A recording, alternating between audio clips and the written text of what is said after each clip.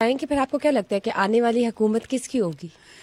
देखिए, ये तो सच्ची बात है जो समझ में आ रहा है नया सेटअप कि किसी भी पार्टी को क्लियर जो है ना अक्सरियत नहीं मिलेगी। अलायंसेस से ही गवर्नमेंट नया सेटअप बनेगा। सिर्फ उसमें अब ये तसल्ली है कि वो चलेगा और इनकी मजबूरी होगी उसको चलाना, क्योंकि अब सचमुच पाकिस्तान के पास गलती की गुंजाइश नहीं है। तो ये ज़रूर है कि किसी भी एक पार्टी को मैं कहूँ कि कंप्लीट मोनोपोली होगी, ऐसा नहीं होगा। इनको अफहाम तफहीम की जो पॉलिटिक्स है ना वो सीखनी पड़ेगी इस वक्त में, और ये ऐसा होगा। और अगर हम बात करते हैं इमरान खान की, जी, तो आपको लगता है वो जेल से निकल आएंगे इलेक्शन से पहले?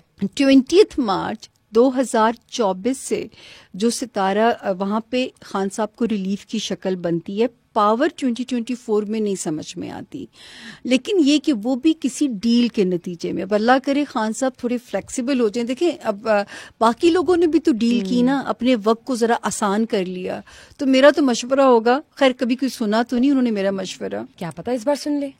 मैं तो मेरी आवाज़, क्योंकि देखिए उनके प्यार करने वाले चाहते हैं उन्हें देखना, तो किसी हो सकता है कि किसी डील के नतीजे में रिलीफ की शक्ल बने बुशरा जी। लेकिन मुझे पहला रिलीफ जो आसमान पे समझ में आता है पढ़ने से, वो है 20 March onwards. All right, I get it. मुझे ये पता है नवाज शरीफ जो है वो पाकिस्तान में रहेंगे या he will move back to London?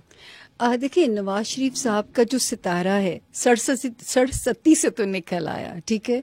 अच्छा, और मैं तो कहती हूँ कोई उन पे अल्लाह की मेहरबानी है बुशरा कि वो अपनी जिला वतनी देखें शाही काटते हैं। सड़सती में भी अल्लाह उनको पहले मक्का मदीना में काटी जिला वतनी, फिर उन्हें लंदन में काटी। उन पे किस्मत की मेहरबानी, या कह दें पॉलिटिकल फ्लेक्सिबिलिटी, कह दें कुछ भी कह दें। तो जो है अब उनका सितारा 10 जनवरी ऑनवर्ड्स पावरफुल होने जा रहा है। 10 जनवरी ऑनवर्ड्स, ओके। मजीद पावर, क्योंकि अब कहते हैं ना हर मुश्किल के बाद आसानी है। तो मेरा जो इल्म है ना, ये इस अल्लाह पाक की सायद को साबित करता है कि अगर आजमाए गए थे अब नवाजे जाएंगे। लेकिन नवाजे जाने की शक्ल क्या होगी, यहाँ पे मैं कंफ्यूज हूँ, या मेरा होमवर्क अच्छा नहीं है। मुझे चौथी बार वजीर आजम बनने की समझ में नहीं आती बात। उनकी मैं फैमिली देखूं तो उसमें मुझे शहबाज शरीफ साहब का सितारा बहुत स्ट्रॉन्ग लग रहा है। अच्छा, मरियम नवाज साहिबा का सितारा देखूं तो मुझे लगता है कि 2025 मरियम साहिबा का सितारा उन्हें कॉम्पनसेशन देगा। और अगर हम उस फैमिली में हमजा शहबाज की बात करते हैं, अभी तो ठंडी सियासत नजर आ रही है बुशरा उनकी, लेकिन अपने फादर की लेगेसी को वही लेके चलेंगे। हमजा शहबाज शरीफ का दिल टूट जाएगा आपकी इस बात क्योंकि उनकी भी मेरे पास ओरिजिनल डेट ऑफ बर्थ मौजूद है। मुझे ये बताएं फिर सबसे ज्यादा सियासी सितारा किसका स्ट्रॉन्ग है? अच्छा, वो इस मुल्क में बुशरा जी 4 लोग हैं जिनका सियासी सितारा ऐसा है कि आपको हर दौर में वो किसी ना किसी शक्ल में अहम नजर आ जाएंगे। ये होता है अहम होना जी। जिनमें हम बानी पीटीआई स्ट्रॉन्ग है जी उनका। आप सोचिए लेकिन वो फिर जेल में है, तो वक्ती सख्ती तो सब पे आई है ना, यानी कि he'll come back with vengeance। Shahbaz शरीफ साहब ने भी काटी है वक्ती सख्ती जो है। ठीक है। अच्छा, उनमें जो है इनका आप देखिए कितने यू टर्न्स लेते रहे, इसके बावजूद लोगों में एक्सेप्टेबिलिटी देखिए। तो मैं तो उनके बारे में हमेशा मेरी, बल्कि एक पुराना चैनल बादामी साहब का इंटरव्यू था, उसमें मेरी पट्टी मैंने देखी अपनी रेहाम साहिबा के ज़माने में कि खान साहब को सियासत रास है, शादी नहीं।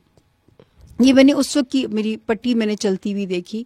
और मैं कहूँगी कायदे आज़म ने भी तो कुर्बानी दी थी मोहब्बत की, रोमांस की। तो जो है अगर ट्रू लीडर बनना है तो अपने आप को पता नहीं क्यों बेचारे फंसा लेते हैं ऐसे स्कैंडल्स के अंदर जो है। तो खैर जो है उनका सियासी सितारा बहुत स्ट्रॉन्ग है खान साहब का। लेकिन जब ये टाइम शुरू हुआ था 18 जुलाई 2023 से, पिछले साल, उस वक्त मेरी प्रेडिक्शन ऑन एयर आई थी कि अब खान साहब की सियासी ज़िंदगी, अज़दवाजी ज़िंदगी ख़तरात का शिकार है। और ये 2024 कॉन्टीन्यूटी है, ठीक है, कि अभी हम उनको मुकम्मल पावर, इसलिए मुझे समझ में नहीं आती जैसे लोगों की इतने हम देख रहे हैं कि कोई रेवोल्यूशन आ जाएगा। कोई ऐसा रेवोल्यूशन मुझे तो नज़र नहीं आता सितारों में। बड़ा कोई पीसफुली सब कुछ होने जा रहा है, कोई रेवोल्यूशन तो मैं नहीं देख सकती। मरियम नवाज का बताइए, आपको क्या लगता है कि 2024 में उनके सियासी सितारे कैसे गर्दिश में होंगे या नहीं? कोई बड़ा इम्पोर्टेंट या अहम मनसब उनके हिस्से आएगा वो मुझे नहीं भी समझ में आता। हाँ, 2025 में सितारा कॉम्पनसेट करता है। मैंने कहा ना, नवाजे जाने की अल्लाह पाक की तरफ से हद क्या है वो गैब का डोमेन है। सितारा सिर्फ ये कहता है कि अब ये बंदा हाईलाइटेड हो जाएगा या इम्पोर्टेंट हो जाएगा। जैसे नवाज शरीफ साहब की तरफ मैं एक अंदाजे ही देती थी ना कि 2023 का सेकेंड हाफ होगा जब उनको घर की खुशी अल्लाह देगा, लेकिन मैं वो वक्त नहीं बता सकती थी कि 6 महीने जो आखिरी हैं उनमें वो कौन सा महीना होगा, ये मेरा इल्म नहीं कवर कर सकता। तो अगर और वो सुनते थे हम कितनी बार बिस्तर बांधा, कितनी बार खोला आने के लिए, नवाज शरीफ साहब ने फाइनली लैंड कर गए। और जो है वो ये एक वो कुन का लम्हा रब को पता है। वो तो बेशक। हाँ जी। मुझे ये बताएं कि आपके पास जब क्लाइंट्स आते हैं, कभी ऐसा हुआ कि इमरान खान ऑब्वियसली वो पोशीदा जो कहते हैं ना एस्ट्रोलॉजी, उसमें अपनी दिलचस्पी रखते हैं, उनको इंटरेस्ट है, तो कभी हुआ कि उन्होंने आपसे रब्ता किया हो या आपके क्लाइंट बने होंगे? अगर किया भी होता है ना तो मैं सच्ची आपसे शेयर ना करती, लेकिन ये कि जो है वो एक्चुअली हुआ ये कि जब इनकी डिवोर्स की प्रेडिक्शन मेरी बहुत पॉपुलर हुई थी, वो इस तरह पॉपुलर हुई थी कि जब इनका निकाह हो रहा था तो I was on every TV और मुझसे पूछा क्या जा रहा था, ये शादी चलेगी कि नहीं चलेगी। ठीक हो गया ना, इतना इंटरेस्ट है इनकी ज़ात में, चैनल्स को भी जो है।